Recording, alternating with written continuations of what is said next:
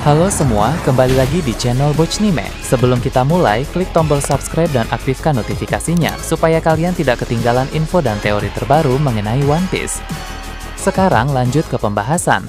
Kali ini Mimin Bochnime melanjutkan scene selanjutnya. Oh ya, sebelum biar terus bisa berinteraksi dengan kalian, subscribe di channel ini ya, dan bantu ramain video Mimin juga. Oke, yuk kita bikin One Piece makin rame lagi. Scenes kembali memperlihatkan perkembangan pertempuran di Mary Geoise yang telah berjalan dengan semakin seru karena kini Gorosei Mars sudah keluar. Sebelumnya, dia hanya berjaga di dalam kastil Pangea ketika rekan-rekan Gorosei lain terjun ke medan pertempuran. Namun, karena keadaan yang sangat genting, di mana Dragon nyaris saja berhasil masuk ke dalam kastil, maka Mars juga terpaksa ikut melibatkan diri dalam perang yang sedang terjadi di sana. Gorosei Mars muncul dalam mode Fuzuan Itsumade dan terbang di atas orang-orang yang tengah bertempur habis-habisan. Dari udara, dia melancarkan semburan-semburan sinar api seperti yang pernah dia lakukan di Pulau Egghead tempo hari. Dragon sendiri bisa mengatasi serangan itu dengan relatif gampang, tapi banyak orang di pihak pasukan revolusi yang menjadi sangat terdesak. Hal tersebut pun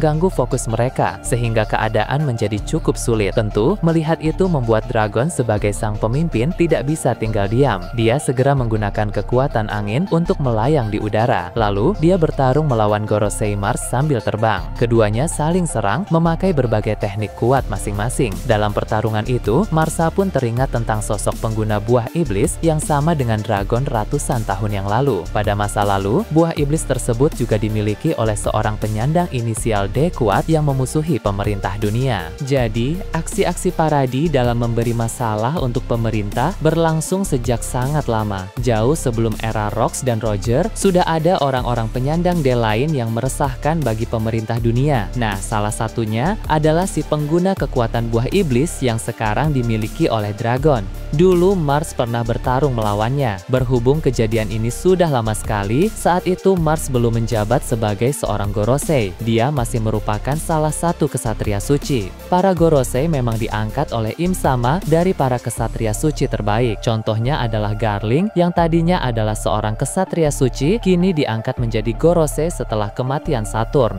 Jadi dulu pun sebelum Mars diangkat menjadi seorang Gorosei, dia juga merupakan kesatria suci terbaik pada zamannya. Ketika dia bertarung melawan penyandang D itu, pertarungan mereka berlangsung dengan sengit. Sampai pada akhirnya, orang tersebut pun mampu unggul melawan Mars. Karena selain menguasai kekuatan buah iblis, haki yang dia miliki pun terbilang sangat besar. Namun, bantuan dari pihak pemerintah dunia langsung segera datang, sehingga orang yang dihadapi oleh Mars itu pun memutuskan untuk langsung mundur. Saat ini Mars bicara dalam hati dengan berkata bahwa dia tidak menyangka ratusan tahun kemudian dia akan menghadapi pengguna kekuatan buah iblis yang sama dengan orang itu, yakni Dragon. Menurut Mars, sepertinya Dragon itu merupakan reinkarnasi dari sang pemilik kekuatan buah iblis itu di masa lalu. Karena kurang lebih Mars merasakan Dragon memiliki aura yang sama dengan orang itu. Bahkan, Mars menduga penguasaan Dragon terhadap kekuatan buah iblis tersebut sudah melampaui pendahulunya itu, sehingga Dragon adalah masalah yang lebih serius dari pendahulunya itu. Saat Mars dan Dragon terus saling serang dengan berbagai teknik kuat, tiba-tiba Nusjuro dalam mode hybrid Bakotsu melompat lalu melancarkan tebasan pedang ke arah sang pemimpin pasukan revolusi itu. Fokus Dragon pun kini menjadi terbagi. Dragon mulai memikirkan strategi untuk bertarung melawan mereka berdua sekaligus. Dia tahu keunggulan Mars ada pada jangkauan karena Gorosei yang satu itu bisa melancarkan serangan sambil terbang. Lalu, secara stamina dia juga masih full sebab Gorosei Mars baru keluar dari dalam kastil belum lama ini. Sedangkan untuk Nusjuro keunggulannya ada pada kecepatan. Jadi, Dragon harus bisa bertindak dengan sangat tepat. Jangan sampai dia salah langkah dalam pertarungan menghadapi mereka berdua sekaligus. Sementara itu, Dragon juga mempertimbangkan potensi Garling yang akan ikut kembali dalam pertempuran, walau sekarang dia masih menghadapi musuh-musuh lain di sana. Sedangkan untuk Warcury dan Jupiter, mereka masih tertahan dalam pertarungan melawan orang-orang kuat di pihak pasukan revolusi seperti pemimpin Lunaria, pemimpin Buccaneers, Ivankov, Elbaf, dan banyak juga sekutu lain.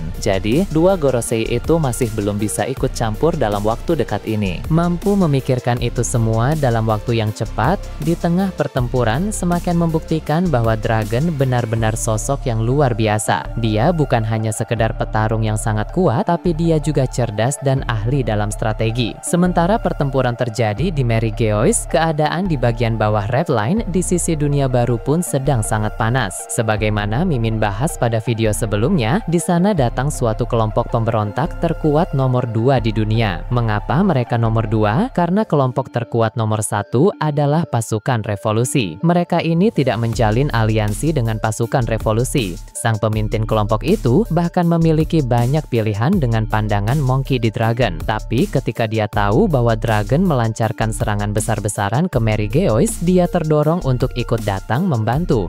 Sebab dia mengakui bahwa Dragon berani mengambil langkah besar yang sangat nekat ini. Sebagai pemimpin kelompok pemberontak terkuat kedua di dunia, orang ini pun memiliki kemampuan yang hebat. Di bagian bawah Red Line itu, dia bertarung melawan Vice Admiral Onigumo dan Momonga. Onigumo sudah dikalahkan beberapa waktu yang lalu, dan kini Momonga juga telah ditumbangkan. Dia bilang, Momonga dan Onigumo adalah dua Vice Admiral dengan kemampuan yang patut diakui. Tapi itu masih belum cukup untuk menghadapinya, sebab dia bisa memenangkan pertarungan melawan mereka dengan cukup mudah. Para anak buah yang dibawa pun kini sudah berhasil memojokkan para angkatan laut yang ada di sana. Berpindah ke Pulau Elbaf, tetua Elbaf yang berada di desa pemburu kembali mendapat sorotan. Sebelumnya, dia sempat membahas soal tahapan-tahapan kekuatan Nika, mulai dari kemampuan manipulasi, kemudian kemampuan imajinasi, lalu yang terakhir adalah kekuatan energi matahari. Wanita raksasa muda yang merupakan anaknya pun berkata, pasti menarik sekali bisa membaca buku soal Dewa Matahari, tapi sayangnya hanya sang tetua Elbaf dan Skoper Gaban saja yang diizinkan membaca buku itu oleh Saul. Sang tetua pun berkata, selain buku Dewa Matahari, banyak juga buku-buku lain di perpustakaan burung hantu yang tidak kalah menarik. Jika buku soal Nika memiliki logo Dewa Matahari di sampulnya, nah ada juga buku lain yang memiliki logo pedang di sampulnya. Ia berasumsi bahwa buku itu berisi informasi soal Dewa Pedang. Hanya saja sang tetua belum sempat membacanya, karena pada saat itu dia memang lebih tertarik dengan buku soal Dewa Matahari Nika. Sang kepala desa pun bilang, dia sempat berkeliling juga di dalam perpustakaan burung hantu, dan rupanya di sana tidak hanya ada buku, tapi juga ada berbagai benda menarik yang lain. Di antaranya adalah senjata-senjata legendaris dengan berbagai ukuran. Ada senjata untuk para raksasa dan ada pula senjata untuk para manusia. Namun ketika dia ingin mencoba mengangkat salah satu senjata itu, dia tidak bisa mengangkatnya. Nah, Saul pun sempat bilang kepada sang tetua, dibutuhkan haki yang sangat kuat untuk mengangkat senjata-senjata itu, sehingga si tetua yang terbilang lemah tidak akan bisa mengangkatnya. Bahkan, senjata yang berukuran manusia normal yang terbilang kecil bagi seorang raksasa pun tidak bisa diangkat. Jadi, memang haki merupakan aspek penting untuk menggunakan senjata-senjata itu. Dengan adanya buku dan juga senjata-senjata legendaris dengan berbagai ukuran, termasuk ukuran manusia normal, maka ini mengindikasikan bahwa buku dan salah satu pedang legendaris di sana akan didapatkan oleh Zoro. Di Elbaf ini, Zoro sudah semakin mengasah kemampuan hakinya. Bahkan, Haoshoku hakinya juga telah menjadi semakin kuat. Jadi, Zoro pasti akan bisa menggunakan senjata legendaris yang menguras banyak haki itu. Karena pedang Enma yang terbilang menguras banyak haki juga bisa dia kuasai dengan cepat. Jadi, selain Luffy akan mendapatkan informasi soal kekuatan Dewa Nika dari buku Dewa Matahari, Zoro juga akan mendapatkan informasi soal berbagai hal tentang pedang dari buku Dewa yang ada di perpustakaan burung hantu. Bahkan, pedang legendaris yang terdapat di dalam perpustakaan itu pun berpotensi didapatkan oleh Zoro juga. Setelah itu, diperlihatkan Im Sama yang sedang terbang di area dunia matahari. Dia bisa merasakan bahwa para monster mimpi buruk dan juga raksasa iblis yang turun ke dunia bawah semuanya sudah dikalahkan. Seperti yang sudah dibahas sebelumnya, Luffy memang sudah berhasil mengalahkan para monster mimpi buruk dan para raksasa iblis itu. Para monster mimpi buruk langsung dilenyapkan oleh Luffy, sedangkan para raksasa iblis dibuat pingsan dengan serangan petir Luffy. Karena sejatinya, para raksasa iblis itu merupakan raksasa Elbaf yang dikendalikan oleh Im Sama.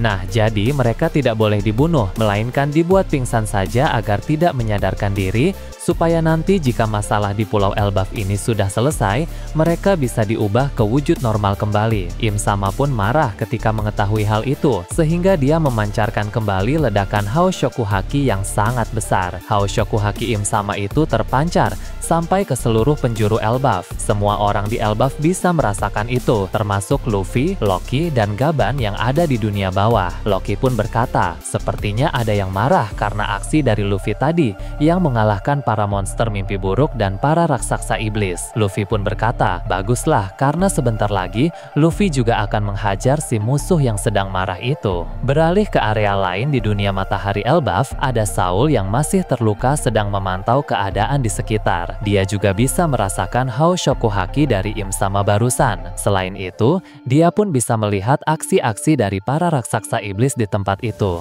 Saul tahu bahwa mereka sejatinya adalah raksasa Elbaf yang diubah oleh kekuatan musuh. Dia pun ingat tentang suatu buku tua yang pernah dia baca di perpustakaan burung hantu. Dalam buku itu tercatat bahwa pada zaman kuno ada sebuah kemampuan misterius yang bisa mengubah orang menjadi iblis. Bahkan pengguna kemampuan itu bisa memberi perintah kepada mereka. Sering berjalannya waktu, kemampuan tersebut dianggap hanya mitos saja oleh banyak orang. Padahal sebenarnya hal itu memang benar-benar ada. Saul pun tidak menyangka bahwa apa yang dulu hanya dia baca dari buku, kini sedang terjadi di depan matanya sendiri. Saul menatap ke arah Im Sama yang sedang terbang sambil bilang bahwa jika dunia ingin lebih damai, maka iblis itu harus segera dilenyapkan. Berpindah ke tempat lain, Hachinosu akan kembali mendapat sorotan. Di area tengah kota, pertarungan Shanks lawan Kurohige masih terus berjalan. Sambil bertarung, Kurohige juga membicarakan tentang berbagai hal. Salah satunya adalah soal asal-usul Shanks yang merupakan Tenryubito. Walau Shanks sendiri memang tidak mengambil posisi tersebut. Jadi rupanya Kurohige tahu tentang hal ini. Dia pun bilang dia juga mengetahui dari suatu informasi pada masa lalu bahwa Shanks pernah datang ke Mary Gewise. Tapi kemudian dia lebih memilih untuk turun kembali dan hidup sebagai seorang bajak laut. Kurohige penasaran mengapa Shanks mengambil pilihan itu. Padahal jika saja Shanks hidup sebagai Tenryubito, maka Shanks bisa menikmati begitu banyak hal yang menyenangkan. Dia pun mungkin akan menjadi kesatria suci terkuat, sama seperti Shamrock saudara kembarnya. Bila mereka berdua bersama, maka hal itu akan menjadi kekuatan tempur yang besar bagi pemerintah dunia. Nah, Shanks pun menjawab pertanyaan dari Kurohige itu. Alasan mengapa dia tidak mau bergabung dengan pemerintah dunia dan lebih memilih untuk kembali menjadi seorang bajak laut itu karena moral dan rasa kemanusiaan. Shanks sudah tahu soal kebusukan pemerintah dunia, terutama para Tenryubito, maka dia tidak mau menjadi sampah seperti mereka. Menurut Shanks, menjadi bajak laut yang penuh kebebasan lebih mulia daripada menjadi Tenryubito. Kurohige pun tertawa dan bilang, dibesarkan oleh Roger, rupanya telah membentuk jati diri Shanks menjadi seorang bajak laut sejati. Kurohige sendiri suka dengan keputusan Shanks yang lebih memilih untuk menjadi bajak laut daripada Tenryubito, karena Kurohige pun juga merupakan bajak laut sejati. Kemudian Kurohige berkata bahwa Shanks pasti tahu keadaan dunia sekarang sudah semakin kacau dan sedang mengarah ke perang berskala global. Dalam perang nanti, pemerintah dunia tentu akan menjadi salah satu kubu terkuat. Hanya ada dua pilihan bagi para peserta lain, antara berpihak kepada pemerintah dunia atau melawan pemerintah dunia. Nah, berhubung Shanks tidak mau bergabung dengan mereka, jadi Kurohige menduga bahwa posisi Shanks dalam perang besar nanti tentu adalah musuh pemerintah dunia. Dia pun bertanya, apakah Shanks mau jika harus bertarung melawan Shamrock yang merupakan saudara kembarnya sendiri? Shanks merespon dengan bilang, baik dia maupun Shamrock sama-sama adalah orang dewasa dengan pilihan masing-masing. Jika pilihan mereka kelak akan membawa keduanya untuk bertarung satu sama lain, maka hal tersebut tidak bisa dihindarkan. Mereka harus bertarung habis-habisan jika memang tidak ada pilihan lain. Kurohige menanggapinya dengan berkata, itu adalah prinsip yang sangat kuat. Tapi dia juga menyindir Shanks dengan bilang, Shanks sebenarnya tidak perlu repot-repot memikirkan tentang perang besar itu, karena dirinya akan menghabisi Shanks di Pulau Hachinosu dalam pertempuran ini. Shanks yang mendengar itu pun langsung bergerak dengan cepat dan mendapat kesempatan untuk menyerang Kurohige. Usai melancarkan serangan tersebut, si rambut merah itu pun berkata bahwa Kurohige terlalu percaya diri dan meremehkan musuh. Itulah mengapa dia sering lengah dan terkena serangan telak. Perkataan ini mirip seperti ucapan Shirohige kepada Kurohige di Marineford 2 tahun yang lalu. Saat itu, Shirohige berkata bahwa sifat buruk adalah kepercayaan diri yang terlalu tinggi dan dia juga seringkali meremehkan kemampuan lawan. Setelah itu, area-area lain di Pulau Hachinosu pun akan diperlihatkan memperlihatkan juga, para kru inti Shanks sedang bertarung melawan berbagai musuh. Ada Ben Beckman yang masih menghadapi Shiryu dan Van Augur sekaligus. Dia unggul di sana, tapi belum mengalahkan dua lawannya itu. Lalu ada pula Yasop dalam pertarungannya melawan Montashibuka, yang kini menjadi salah satu aliansi kuat Kurohige. Duel mereka masih berkembang, di mana keduanya saling serang dengan berbagai teknik kuat masing-masing. Di tempat lain, ada juga Lakiru yang bekerja sama dengan Bogart dalam menghadapi Katarina Devon dan seorang pemimpin unit rahasia pengguna buah iblis dari bajak laut Kurohige. Awalnya, Lakiru terdesak melawan mereka berdua sekaligus karena stamina Lakiru memang tidak dalam keadaan prima. Namun, situasi menjadi berbeda ketika Bogart datang ke sana dan dia menawarkan kerjasama dengan Lakiru. Aliansi Lakiru dan Bogart ini sukses merepotkan para musuh itu. Lalu, para kru inti Shanks yang lain pun juga sedang beraksi. Hongo menghadapi seorang bajak laut terkenal yang menjadi aliansi Kurohige. Bajak laut ini memiliki bounty 700 juta berry yang menegaskan bahwa dia bukan orang yang bisa diremehkan. Kemudian ada Bong Punch dan Monster yang tengah bertarung melawan beberapa anggota unit rahasia pengguna buah iblis dari bajak laut Kurohige. Sementara itu, Howling Gap sedang menghadapi gempuran serangan dari para aliansi Kurohige yang berdatangan. Begitu juga dengan Building Snake yang menghadapi gempuran serangan dari aliansi Kurohige di tempat yang lain. Walau mereka sangat lelah, tapi mereka semua terus menghadang para musuh itu